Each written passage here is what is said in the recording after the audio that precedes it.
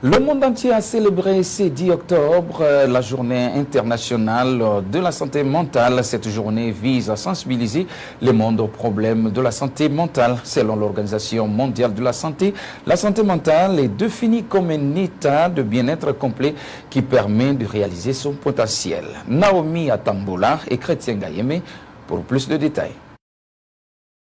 L'Organisation mondiale de la santé définit la santé mentale comme un état de bien-être complet permettant de réaliser son potentiel, de faire face aux situations normales de la vie et de travailler de manière productive et réussie. Célébrée chaque année le 10 octobre, la Journée mondiale de la santé mentale a pour objectif de sensibiliser le monde aux problèmes de santé mentale. Interrogé sur la question, le clinicien Donatien Kamwangala, psychothérapeute, fournit des détails susceptibles d'aider à appréhender cette problématique. Je définis la santé mentale comme l'état de santé, de potentiel et de bien-être équilibré en RDC et dans le milieu professionnel. Qu'en est-il de causes et de traitements? Les causes, madame, sont vraiment multiples. Comme par exemple, il y a l'humiliation dans les milieux professionnels. Les humiliations sont des causes d'une mauvaise santé mentale.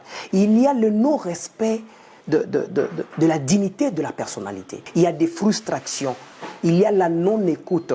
Et les causes pour être dans une bonne santé mentale, pas seulement il faut bien manger, pas seulement il faut avoir une nourriture équilibrée, mais aussi il faut avoir une bonne communication interculturelle, interpersonnelle, intragroupe et intergroupe.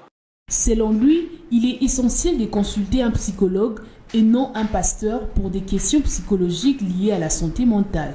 Que je lance en République démocratique du Congo est d'avoir la notion de consulter un psychologue clinicien.